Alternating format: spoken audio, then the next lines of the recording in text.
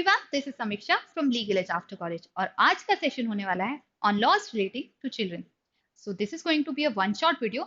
इसमें हम डिटेल में बहुत ज़्यादा डिस्कस नहीं करेंगे, but just before the exam वो लास्ट ब्रीफ जो आपको चाहिए, definitely this video is for that.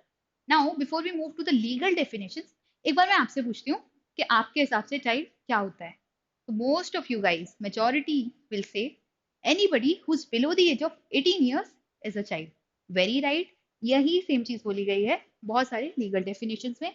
मैंने बहुत सारे बोला बिकॉज कुछ एक्सेप्शंस है, कुछ जगह है जहाँ पे इसको थोड़ा सा चेंज किया गया है, but generally it is 18 years. Convention of rights of children, इसमें बोला है anybody below the age of 18 years is a child. ठीक है, फिर आते हैं juvenile justice care and protection act. इसमें भी बोला है anybody who's not completed the age of 18 years is a child. फिर आता है पॉक्सो। पॉक्सो बोलता है any person below the age of 18 years is a child and this act applies to such children. ये तो हो गई वो डेफिनेशंस जहाँ पे 18 years है। Now there are two acts in India which specifically lay down a different age for children. सबसे पहले आता है child marriage and restrain act, जिसमें लड़के के लिए एक डिफरेंट एज दी गई है, लड़की के लिए डिफरेंट एज दी गई है। So for girls it is 18 years and for boys it is 21 years। मतलब 18 साल से छोटी लड़की, 21 साल से छोटा लड़का, इनकी marriage is prohibited under child marriage restraint act.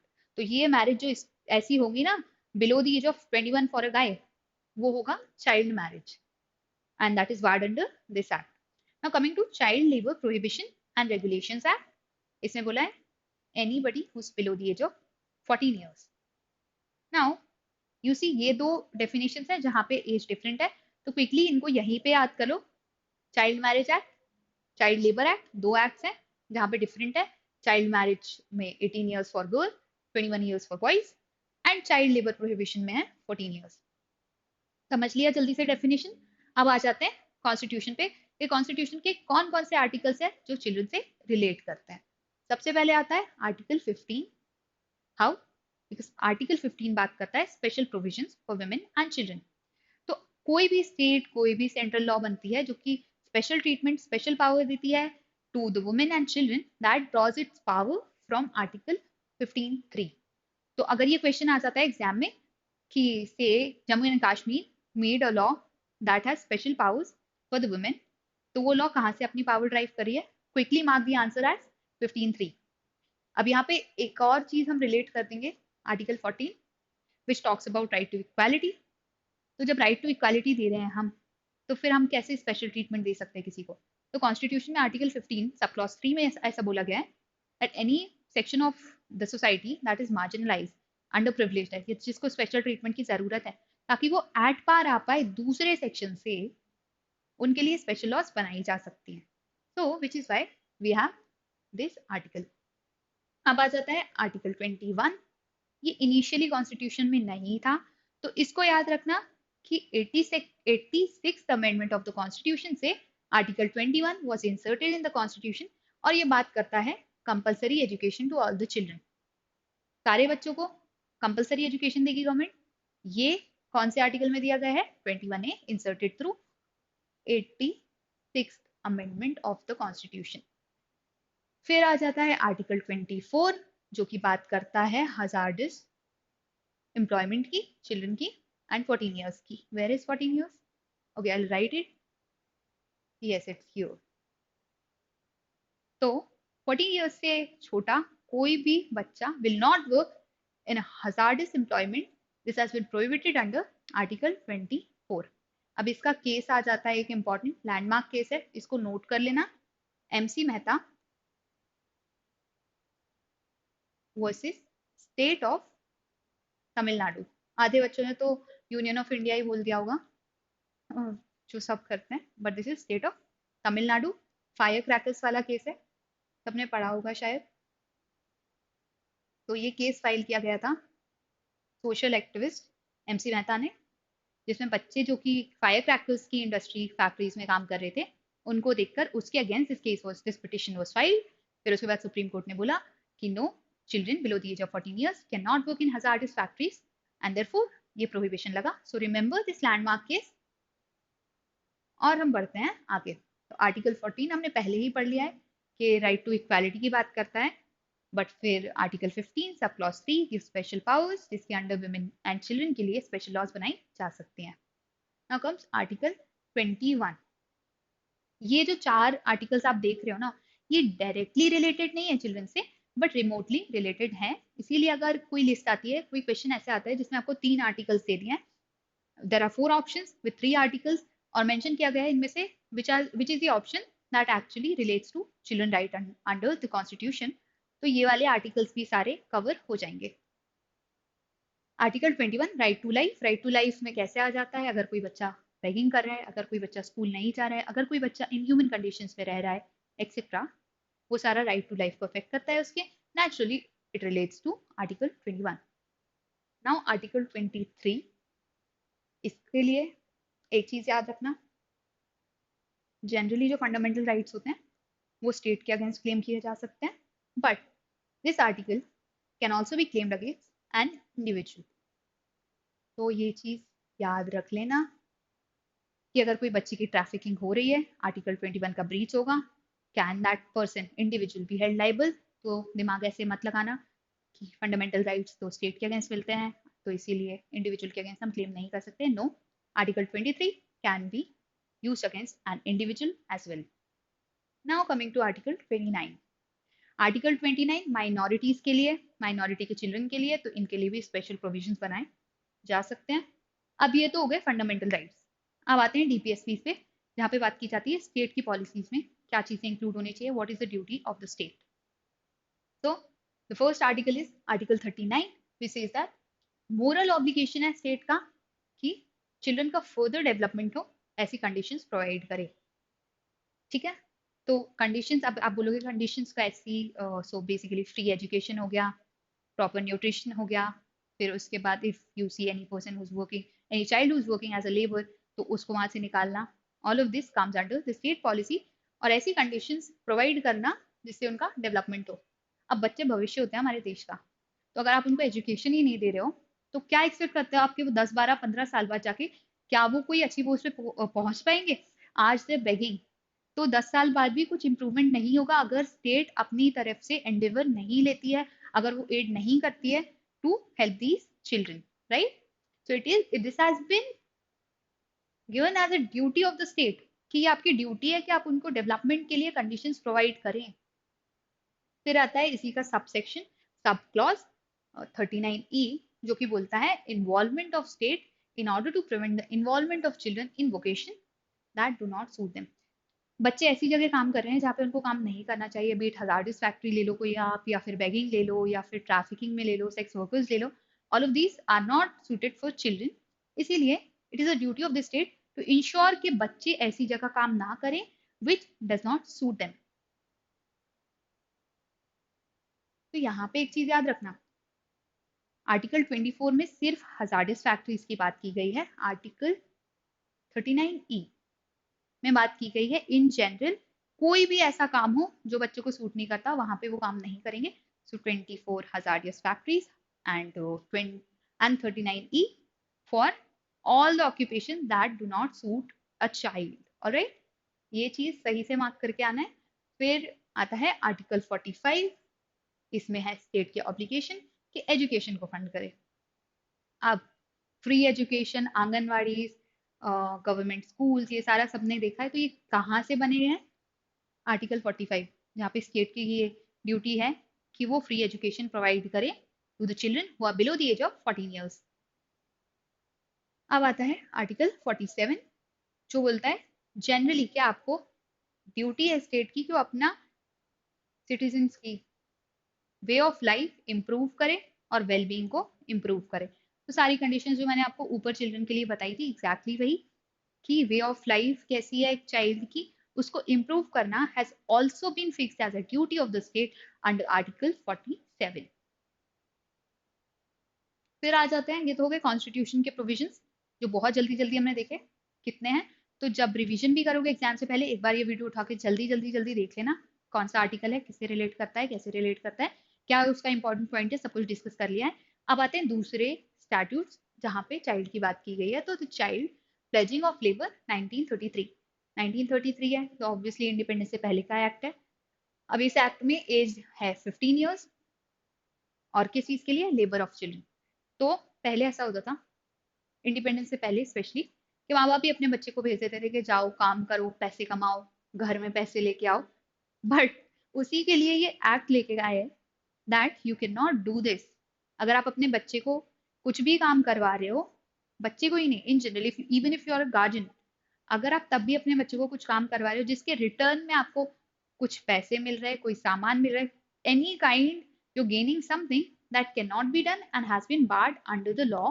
और वो एक्ट है child children pledging of labour act 1933। और इसमें पनिशमेंट भी दी गई है। पनिशमेंट बहुत ज्यादा नहीं है, बिकॉज ऑब्वियसली 1933 का एक्ट है, तो 200 रुपए फॉर द प्लेजी एंड 50 रुपए फॉर द प्लेजर। ठीक है, ये पनिशमेंट थोड़ा सा देख लेना, बहुत ज्यादा क्रैम करने की जरूरत नहीं है, बट जो भी इंपॉर्टेंट था इस पूरे एक्ट में प्रीवियस, वो मैंने आपको बता दिया है, जिसमें आपको समझ में आ गया होगा, छोटा सा रिवीजन हो गया होगा। अब आता है employment of children act 1938। Again this is pre independence act, और इसमें बोला है कि किसी भी बच्चे ने जैसे 15 ईयर्स की एज नहीं रीच की है, वो कुछ ऐसे ऑक्यूपेशन है जहाँ पे काम नहीं कर सकता। ऑक्यूपेशन कहते हैं ट्रैवल वाला, प्रोडक्ट मेल, जो कि रोडवेज के थ्रू जाए या किसी पोर्ट के थ्रू जाए, वहां पे a child can not work. और चाइल्ड की एज यहाँ पे दी है 15 ईयर्स, तो ये याद कर लेना। इंश्योरेंस भी प्रोवाइड किया गया है कि अगर 15 से 17 साल वाला बच्चा किसी ट्रैवलिंग ऑक्यूपेशन में काम कर रहा है, इन दैट केस उसको इंश्योरेंस भी दिया जाएगा। तो that is also provided under this act. फिर आता है factories act and mines act, दोनों अलग अलग एक्ट हैं। जो फैक्ट्रीज एक्ट है वो बना है फैक्ट्रीज एक्ट 1881 से, ये ब्रिटिशर्स ने बनाया था। तो जब हमने अपना एक्ट फ्रेम किया, तो ऑब्वियसली हमने major chunk of our provisions were taken from this act only. Now this was revised again in the same year, जिस साल बना था ना, उसी साल में फिर से रिवाइज किया गया। और इसमें क्या बोला कि 14 ईयर्स की एज से नीचे वाले बच्चे फैक्ट्रीज में काम नहीं कर सकते। फर्दर, ये वाला पॉइंट थोड़ा सा इंपॉर्टेंट है, इसको याद रखना। बहुत सारे लोग ऊपर ऊपर से फैक्ट्रीज एक्ट पढ़ लेते हैं, बट ये वाला पॉइंट थोड़ा मिस कर जाते हैं, विच इज 1954 में फैक्ट्रीज एक्ट को अमेंड किया गया था। और क्या बोला था? That children below the age of 17 years, 14 साल तक के बच्चे तो काम कर ही नहीं सकते हैं फैक्ट्रीज में। जो 17 साल से नीचे के बच्चे हैं, वो रात के शिफ्ट में फैक्ट्रीज में काम नहीं कर सकते हैं।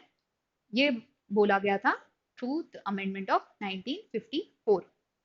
अब आ जाते हैं माइंस एक्ट पे। इसका भी क्या है? तो माइंस एक्ट, फैक्ट्रीज एक्ट में तो काम नहीं कर सकते हो आप, माइंस एक्ट में तो आप माइंस में काम तो कर ही नहीं सकते हो, उसके आसपास भी कहीं नहीं रह सकते हो। So will see the extent of this act is quite limited, थोड़ा सा लिमिटेड है इसका स्कोप। और ये अप्लाई करता है कहाँ पर? जहाँ पे मिनरल्स एक्सट्रैक्शन हो रहा हो, डिगिंग हो रही हो, या डीप अंडरग्राउंड वर्क हो रहा हो। अब यहाँ पे मैंने आपको जैसे बताया कि रिस्ट्रिक्ट सिर्फ काम ही रिस्ट्रिक्ट नहीं करता, प्रेजेंस को भी रिस्ट्रिक्ट करता है। कोई बच्चा ऐसी माइंस और ऐसी लोकेशंस के आसपास भी नहीं होना चाहिए। This has been done through the mines act 1952। Again same चीज आ जाती है, I think there is some issue on the slide. फिर आ जाता है juvenile justice care and protection act 2000। So ये इंपॉर्टेंट एक्ट है, इससे क्वेश्चंस आ सकते हैं। 2000 में ये आया था लॉ, उसके बाद इसमें बहुत सारे अमेंडमेंट्स हुए हैं। ये मेजरली दो टाइप ऑफ चिल्ड्रन की बात करता है, एक who are in conflict with law and दूसरा who are under the care and protection.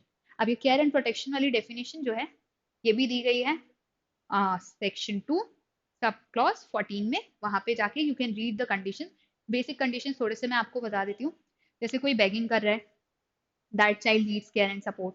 Any child who's living at somebody else's house, और या फिर orphan है, ऐसे बच्चे will be children who need care and protection. The entire list you can go to section 2 and see definition clause में कि कौन होते हैं children who need care and protection and children who are in conflict with law. तो दो bifurcations है यहाँ पे, याद रखना, ठीक है? Conflict with law and who need care and protection, उनके बारे में ये एक्ट डील करता है। ये एक्ट क्यों बनाया गया था? क्योंकि जनरली जब हमारी लॉ थी पहले, वो चिल्ड्रन को, जो बच्चे छोटे भी थे उनको सेम कोर्ट में भेज रहे थे, सेम जेल्स में भेज रहे थे, सेम कंडीशंस प्रोवाइड कर रहे थे। सो दिस वाज थॉट कि जो बच्चे छोटे हैं उनको डिफरेंट कंडीशंस चाहिए, उनको डिफरेंट सिचुएशंस में रखना है, उनके लिए जजेस भी डिफरेंट होने चाहिए, उनके लिए ट्रायल भी डिफरेंट होना चाहिए, उनके लिए पनिशमेंट भी डिफरेंट होना चाहिए. So to serve this purpose, this act was brought into the picture. Now, इससे पहले जो एक्ट था हमारा JJ act, juvenile justice act से पहले ये एक्ट था. इस एक्ट से हमने अपना मेजर पोर्शन बनाया जेजे एक्ट का, और यहीं से इंस्पिरेशन आई जेजे एक्ट की. इसका क्या था? Regulation and control training of apprentices and matters connected therewith. तो बेसिकली वही एक्ट था, बस हमने इसको चेंज कर दिया बाय इंक्लूडिंग जेजे एक्ट. और जेजे एक्ट में थोड़ा और प्रोसीजर को क्रिस्प किया गया, थोड़ा और प्रोसीजर को ऐसा बनाया गया that it suits the need of the time. और जुवेनाइल्स के लिए ऐसा एक्ट होना चाहिए जहां पे it is serving the purpose कि उनको एक अलग ट्रीटमेंट मिले then a person who is an adult और जिसने क्राइम किया हो. इसकी डेफिनेशन हमने ऑलरेडी पढ़ ली थी जुवेनाइल जस्टिस एक्ट की. 18 ईयर्स है. पॉक्सो एक्ट पे आते हैं. पॉक्सो एक्ट क्या करता है? सेक्सुअल जो भी नेचर के क्राइम्स होते हैं उनसे डील करता है. This is special to children. हमारे पास दूसरे एक्ट्स हैं आईपीसी में भी बहुत सारे सेक्शंस हैं which relate to sexual offences, but children के लिए specially this act has been brought wherein it deals to child related sexual abuse violence, and the government enacted this act in 2012 क्योंकि देखा गया था कि चिल्ड्रन के against बहुत ज्यादा क्राइम बढ़ गया है स्पेशली ऑफ सेक्सुअल नेचर, और वो सेम पार पे आप नहीं रख सकते हो as IPC. Therefore this was a special act which was framed only for children कि आप यहाँ पे अपने राइट्स देखिए. और इसमें जो पनिशमेंट है वो definitely is more than somebody who is an adult. उसके लिए जो पनिशमेंट है सेक्सुअल ऑफेंसेस की, यहाँ पे डिफरेंट पनिशमेंट है. नाउ ये जेंडर न्यूट्रल है, तो ये चीज याद रखना कि इसमें कोई लड़का लड़की ऐसा कुछ नहीं है. This is not specific to women, this is also for men. तो be it a minor boy a minor girl, सबके ऊपर अप्लाई होगा ये एक्ट. एंड एनीबडी जिसके अगेंस्ट सेक्सुअल ऑफेंसेस हुए हों. इसमें अगेन एज हमने जो पहले डिस्कस की थी 18 ईयर्स, तो इसमें 18 ईयर्स की ही एज है. और punishment you can see, cram मत करना पनिशमेंट. जो major overview of the act है वो मैंने आपको दे दिया है. तो generally questions will come from the overview only, तो बहुत ज्यादा डेप्थ में मत जाना. There are a lot of laws, a lot of statutes, and CUET का exam if you preparing for, ये वन शॉट वीडियो आप उसके लिए देख रहे हो, तो इन दैट केस इतना डेप्थ में नहीं जाते. वो आपको general, they just want to see if you know the basics. वो बेसिक्स इस वीडियो में कवर किए गए हैं, तो इसीलिए you don't need to stress कि मुझे ये सारे 5-6 जो एक्ट्स यहाँ पे लिखे गए हैं वो सारे डिटेल में देखने. नहीं, जितना बताया है उतना करो, उतना ढंग से करो. इसके अलावा go look at the punishment ones. Definition हमने देख ली है चाइल्ड की हर एक्ट के under. Now the right to education act 2009, बहुत as the name suggest, free and compulsory education which is also a basic right. और कॉन्स्टिट्यूशनल राइट भी हमने कॉन्स्टिट्यूशन में भी पढ़ा है that providing free and compulsory education is the duty of the state. तो अगर याद है तो जल्दी से कमेंट में लिखना भी कि कौन से आर्टिकल में हमने ये पढ़ा था. Education is not a tool only for enabling individuals to change but also to bring about a change in the society as a whole. ये क्यों बोला गया है कि ये सिर्फ एक इंडिविजुअल को चेंज नहीं करता, ये पूरी सोसाइटी को चेंज करता है. If you think about it, एक पढ़ा लिखा इंसान and a person who does not have access to education, दोनों की पर्सनैलिटीज में बहुत डिफरेंस होता है. दोनों जैसे काम करते हैं वो भी बहुत डिफरेंट होते हैं. तो इसलिए सोसाइटी जो आप फ्रेम कर रहे हो, सोसाइटी जो आप बना रहे हो, that is different if people are educated. तो इसीलिए बोला गया है कि एजुकेशन सिर्फ एक इंसान को नहीं बदलता, एक पूरी सोसाइटी को बदल देता है. यहाँ पे क्या एज दी गई है? 6 to 14. ठीक है. और क्या करेगी स्टेट? नेसेसरी ट्रेनिंग सारे बच्चों को who come between the age of 6 to 14. तो ये एज याद कर लेना, 6 से 14 ईयर्स की एज है राइट टू एजुकेशन एक्ट में. और इसमें it is the duty of the state to provide free and compulsory education to children. फिर आते हैं यहाँ पर, तो अगर आप सीयूईटी की प्रिपरेशन कर रहे हैं और आपको वो लास्ट मिनट बूस्ट चाहिए, लास्ट में सोच रहे थोड़े से सारे सब्जेक्ट के इंपॉर्टेंट क्वेश्चंस आपको मिल जाएं, तो लीगल एज आफ्टर कॉलेज आपके लिए 38 लॉ सब्जेक्ट के मोस्ट इंपॉर्टेंट क्वेश्चंस के लिए एक मास्टर क्लास लेके आया है. This master class is only for 10 days. 10 दिन में ये 38 के 38 सारे लॉस कवर होने वाले हैं. इनके सारे इंपॉर्टेंट क्वेश्चन कवर होने वाले हैं विथ अ डिटेल्ड एक्सप्लेनेशन। और 20 घंटे, ऐसा नहीं है 10 दिन में 4-4 घंटे की क्लासेस होंगी, 10 दिन में 2 घंटे की क्लास होगी, सिलेबस पूरा कवर होगा with the most important question.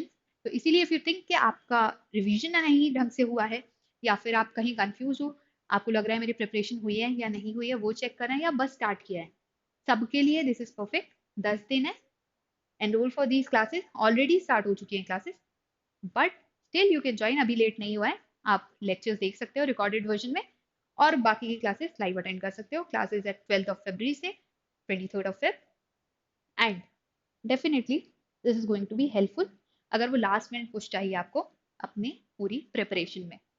Alright, coming back to this, next हमारा आता है act the child labour prohibition and regulation act 1986।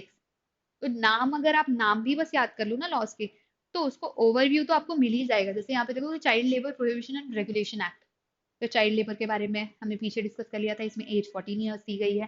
तो anybody whose below the age of 14 years वो एज ए लेबर वर्क नहीं कर सकते हैं। अब यहाँ पे डिफाइन क्या किया गया है, the purpose behind the enactment, definitely again मैंने जो आपको बोला, restraining, restricting the work of the child.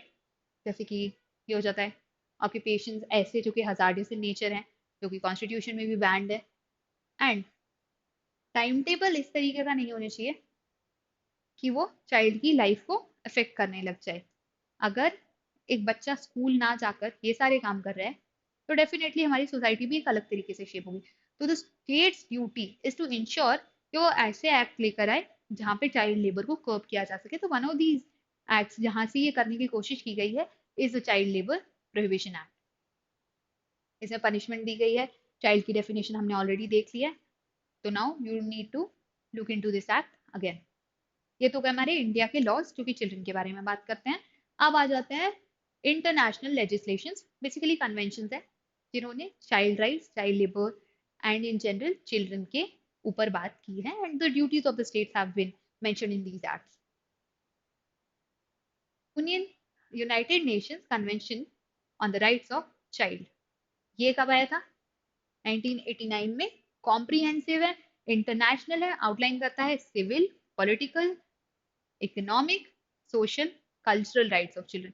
बहुत वास्ट है इसका एम्बिट, अगर देखें सिविल भी ले लेता है, पॉलिटिकल भी ले लेता है, इकोनॉमिक भी ले लेता है, सोशल भी ले लेता है, कल्चरल राइट्स भी कवर करता है। तो ये सारे राइट्स में कवर किए गए हैं। स्पेशली 54 जो आर्टिकल्स हैं वो सारे चिल्ड्रन के राइट्स के बारे में ही बात करते हैं। तो ये पूरा कन्वेंशन देखने की जरूरत नहीं है, ब्रीफली समझ लिया कि यूएन का एक कन्वेंशन है जहाँ पे 54 आर्टिकल्स हैं, जहाँ पे चिल्ड्रन के राइट्स की बात की गई है, और इसका नाम देख लिया, नाम याद कर लिया, बस इतना जानना काफी है। 54 के 54 आर्टिकल्स उठा के नहीं देखना है, उनको क्रैम करने की भी जरूरत नहीं है। You just need to know the brief of this convention और द फैक्ट दैट यूएन का कोई कन्वेंशन है which talks about the rights of the children. इसके अलावा दो और कन्वेंशन हैं which are an alternative to this past UN convention. First is the optional protocol on the involvement of children in armed conflict, optional protocol on the sale of children, child prostitution and child pornography. इसके ऊपर है ये सारा, तो ये दो optional है, तो either you can pick up the UN का main convention which talks about children and their rights, या फिर इन दोनों कन्वेंशन को आप उठा के you can frame your own laws. फिर आ जाता है इंटरनेशनल लेबर ऑर्गेनाइजेशन का। Of course labour, international labour organisation है, children also work as labours, तो एक कन्वेंशन तो इसका होना ही था, ठीक है। तो the protection of young workers, अब ये कन्वेंशन का नंबर थोड़ा सा याद कर लेना, बाकी बहुत ज़्यादा डेप्थ में जाने की ज़रूरत नहीं है। कन्वेंशन 182 है जो कि बात करता है कि चिल्ड्रन के लिए वर्स्ट फॉर्म ऑफ लेबर्स क्या होते हैं, स्लेवरी कैसे इन्वॉल्व हो जाती है चिल्ड्रन के केसेस में, फोर्स्ड लेबर, हजार्डस वर्क क्या होता है, ये सारा। तो ये वाला which is the convention number 182, जिसमें child and their labour work mention किए गए हैं by ILO which is international labour organisation. फिर आ जाते हैं कुछ लैंडमार्क केसेस, तो हम एक बार जल्दी से ब्रश अप कर लेते हैं। सबसे पहले हमने डिस्कस किया चाइल्ड क्या होता है लेमैन की लैंग्वेज में, 18 साल। फिर हमने डिस्कस किया लीगली चाइल्ड क्या होता है, 5 एक्ट्स का डिस्कस किया, जनरली 18 साल।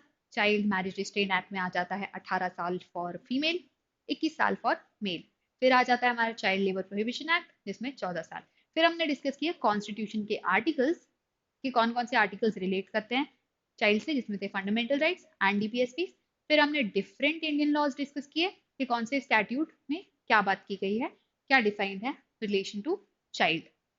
उसके बाद हमने इंटरनेशनल कन्वेंशन डिस्कस किए, जो कि हमने 4 कन्वेंशन डिस्कस किए। वन वॉज ऑफ यूएन, जो कि प्राइमरी था।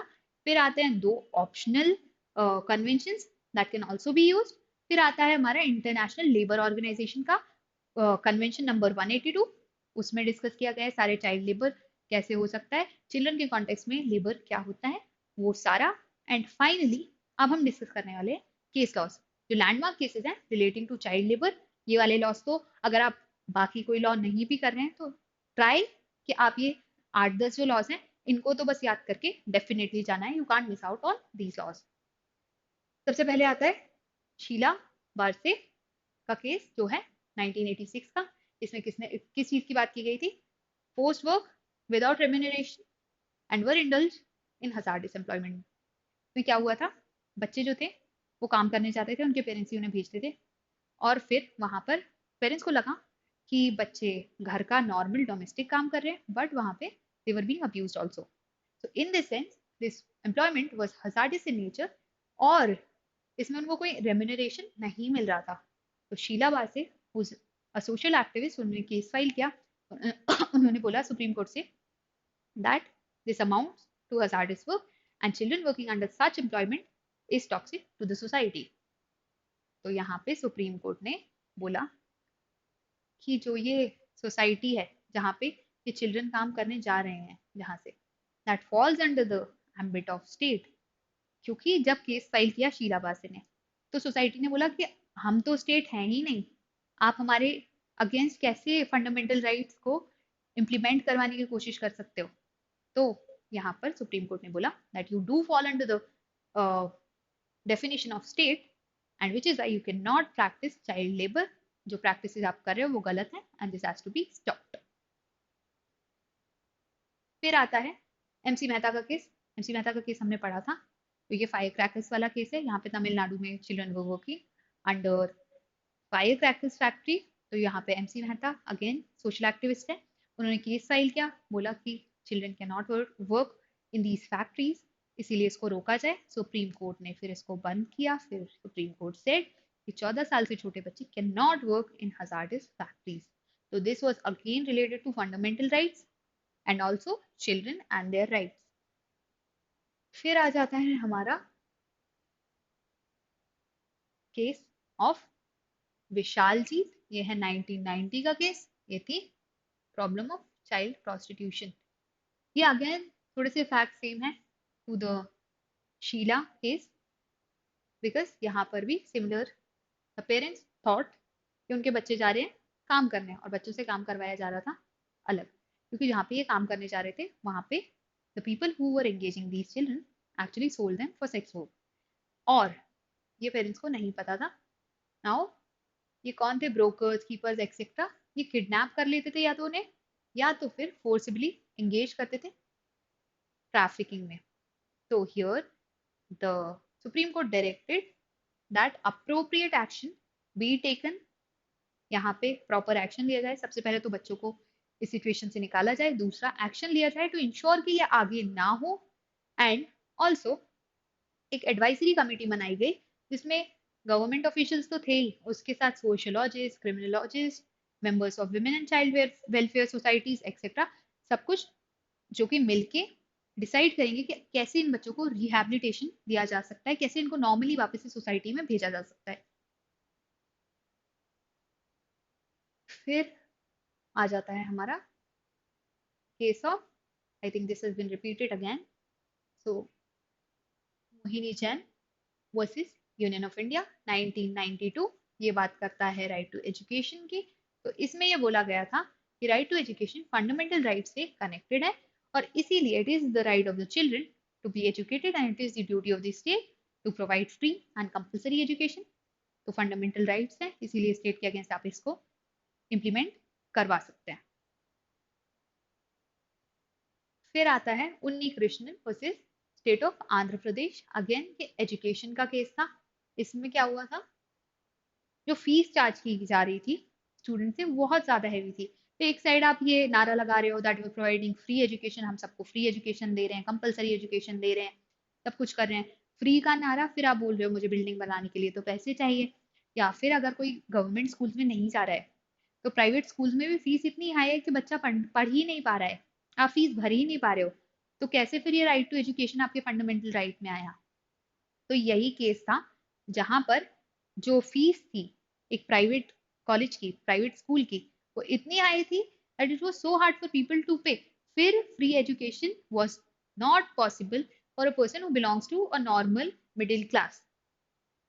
तो ये चैलेंज किया गया और फिर यहाँ पे बोला सुप्रीम कोर्ट ने कि not just right to life but also right to education, जो कि आर्टिकल 41 में दिया हुआ है, दोनों का ये ब्रीच कर रहा है, इसीलिए this has to be stopped and fee should be minimal in nature such that it is affordable by normal people. फिर आता है शीला वासी का केस। ये डिफरेंट केस है, सेम केस नहीं है, याद रखना। वहां पे वर्सेस यूनियन ऑफ इंडिया नहीं था, यहाँ पे वर्सेस यूनियन ऑफ इंडिया है, that was against a specific home that was providing residential services to children, और वहां पे उनको सेक्सुअली अब्यूज किया जा रहा था। वहां पे the living conditions were not very comfortable, were not normal and were not healthy for a child to live. यहाँ पे आता है जेल का केस। तो 16 साल से नीचे के बच्चे डिटेन थे जेल में। शीला वासी ने देखा कि जो कंडीशंस हैं वो एडल्ट्स के लिए भी सेम है, चिल्ड्रन के लिए भी सेम है, which is not very normal. ये रीजनेबल इंसान ऐसा नहीं करेगा। चिल्ड्रन छोटे होते हैं, उनकी कंडीशन अलग होती है, उनको दूसरे रिक्वायरमेंट्स होते हैं, एडल्ट्स के रिक्वायरमेंट्स अलग होते हैं। शायद वो हार्शर कंडीशंस में रह सकते हैं, लेकिन when it comes to children उनको कंडीशंस थोड़ी डिफरेंट चाहिए, even if keeping them in jails. तो उन्होंने बोला कि I want to take an interview, मैं जानना चाहती हूँ इनकी लिविंग कंडीशंस क्या है। तो जेल अथॉरिटीज सेड नो, कि आप ऐसा कुछ इंटरव्यू नहीं ले सकते हो, विल नॉट अलाउ दिस। तब शीला बासी ने पिटिशन फाइल की एंड शी सेड कि ये बच्चों को इलीगली डिटेन किया गया है और जिस तरीके से इनको रखा गया है is not suiting to what we claim to be there in Article 21। और ये यहाँ पे आर्टिकल 19(1)(a) का भी ब्रीच है, which talks about right to freedom of speech and expression, कि आप उनको इंटरव्यू नहीं देने दे रहे हो, आप उनको बताने नहीं दे रहे हो कि वो कैसे रह रहे हैं, क्या उनकी लिविंग कंडीशंस है, not allowing them to step up, speak up, tell us what their conditions are. तो यहाँ पे सुप्रीम कोर्ट ने बोला दैट राइट टू इन्फॉर्मेशन सबका राइट है, तो इन्फॉर्मेशन आपको प्रोवाइड करनी होगी। और इसीलिए इसके बाद यहाँ पे इंटरव्यूज को क्रॉस चेक भी किया जाएगा, और कोई भी रॉन्ग इन्फॉर्मेशन हुई तो उसको प्रिवेंट किया जाएगा, उस पर प्रिवेंटिव एक्शन लिया जाएगा। फिर आता है Gaurav Jain versus union of India. अब जो सेक्स वर्कर्स होते हैं उनके बच्चों का, ऐसा हम जनरली अपने सोसाइटी में देखा भी होगा कि कुछ लोग होते हैं जिनको हर इंसान एक अलग नजरिए से देखता है, मैंने ऐसे अलग नजरिए से देखता है, they look down upon this person. Sex workers के केस में ऐसा होता है अनफॉर्चुनेटली, स्टिल हम लोग उनको बहुत डिस्क्रिमिनेट करते हैं, तो उनके बच्चों के साथ भी ये सेम ट्रीटमेंट होता है। तो यहाँ पे सोसाइटी के कुछ लोगों ने बोला कि ये बच्चे वापस से सोसाइटी में नहीं जा पा रहे हैं, ये they can not get included in the society as a normal child, इसीलिए इनके लिए डिफरेंट स्कूल्स बना देने चाहिए, इनके लिए अलग रिहेबिलिटेशन सेंटर्स बना देने चाहिए so that they feel normal, इनको सेक्लूडेड फील ना हो। अब जब ये पॉइंट रेज किया गया, देन गौरव जैन जो कि एक एडवोकेट है, ऑल्सो ए सोशल एक्टिविस्ट, उन्होंने पिटिशन फाइल की। Here the supreme court held that ऐसा कोई सेपरेट रिहैबिलिटेशन सेंटर या स्कूल नहीं खोला जाएगा। The more you segregate these children from the society, the more this जो बड़ी सी ड्रिफ्ट आ रही है वो और ज्यादा क्रिएट होगी। तो instead of having separate schools and rehabilitation centres for the children, आप उनको नॉर्मल स्कूल्स में भेजिए। अगर वहां डिस्क्रिमिनेशन होता है then we'll deal with it. However अलग से कोई स्कूल नहीं खोले जाएंगे for the children of sex workers, because they are as normal as any child born out of a person being there in any other occupation। फिर आ जाता है गीता हरिहरन का case, this case relates to guardianship. ये case है 1999 का। इसमें क्या हुआ था, ये जो गीता हरिहरन है इन्होंने अपने बच्चे की कुछ बॉन्ड इशू करवाई आरबीआई के पास। जब इन्होंने खुद से as the mother of the child sign करके एप्लीकेशन फॉर्म भेजा आरबीआई के पास, आरबीआई ने फॉर्म वापस भेज दिया, बोला दैट आपके हस्बैंड से बोलिए he will sign this paper, he is the supreme authority.